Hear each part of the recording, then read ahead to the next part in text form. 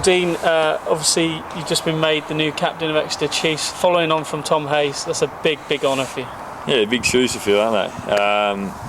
Yeah, I mean, Tommy was, he has quite a legacy here at the clubs. Yeah, even before he's left, his time as captaincy has been one sort of, it's been a real era of change and success while he's been at the helm, so to speak. So, full credit to Tommy. I mean, it's certainly a big job to come in and try and fill his shoes, but I don't think you sort of have to approach it that way. I think Tommy's he's done an excellent job. He's certainly going to be still a real strong leader in this squad, and I'm just probably lucky to be the guy that gets to run it on the field, But he's certainly going to be a strong aspect of this side and leadership going forward, and I'm just the one with the C next to the name, I think. But I'm very, very excited about the opportunity. I think when you look around the squad, I think you alluded to it there are a lot of strong leaders. You just don't say Tommy, you could say people like Jason Schumacher, Gareth Steenson, James Skaysbrook, just to name a few. Yeah, no, that's right. I mean, I think that's the real quality of this squad, and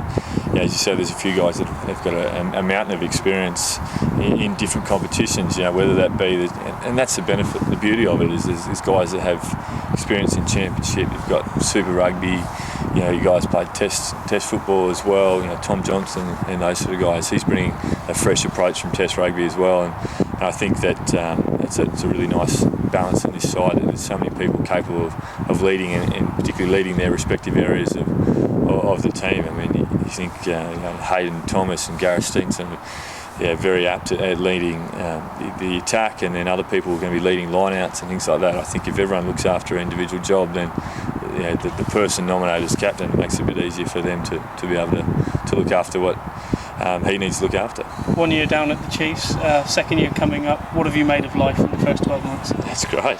I'm really enjoying it. I sort of wrote an email the other day to a bloke back home, just explaining it. So I really enjoy being at a club where there's a whole bunch of ambition about going forward, and there's a good bit of momentum with success in the past, and I think that wants to continue. And it's nice to be in a club as well that it's very honest and very truthful, and you know where you stand in this club.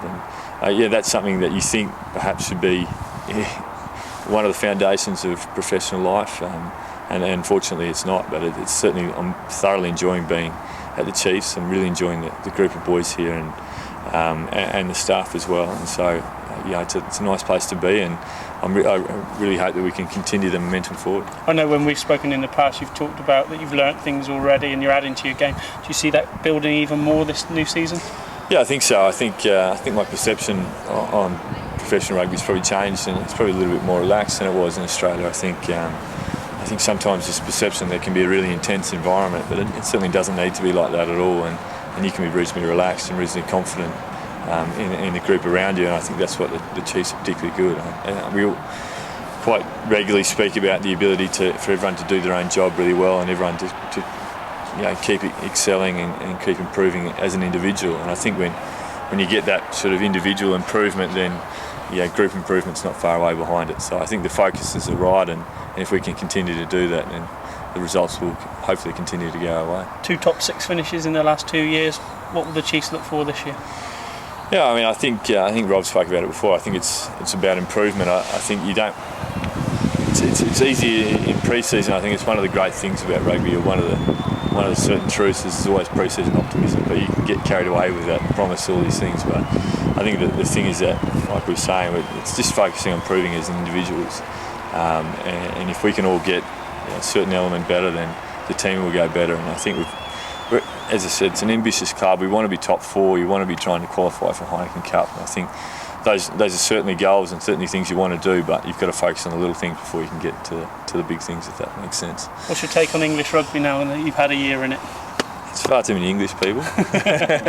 But no, it's pretty good. You can see why there's a history of success in English rugby. The quality of the premiership competition's excellent. I think you get, I've spoken to you about it previously, but you really have to have certain types of games for certain types of the year. I think how you play in spring and autumn is different to how you play into the depth of winter, and the good sides are the ones that can manage that process through the whole season and consistent throughout, and not have and have slumps and not get back-to-back losses throughout that period. So it's important to try and pick up your points throughout the whole season.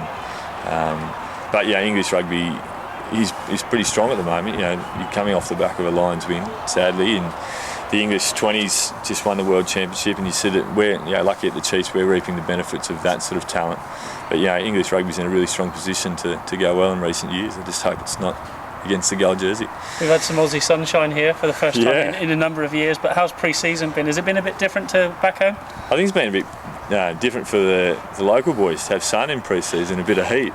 I don't think everyone's coped so well with that. Certainly Ian Whitten and used to Northern Ireland where hasn't been coping so well with the sun. But no, I've really enjoyed pre-season. Pre-season's probably a bit shorter here than it is in Australia. We normally start sort of in October.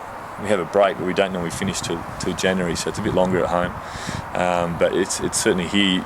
We work pretty hard, and you work intensely for a set period, and then you get to play earlier. So it's probably better. I think I'm enjoying it. And you've had some different experiences going to, say, Bicton College, down to Johns, and out and about in the local community, really, and down on the beach, for example.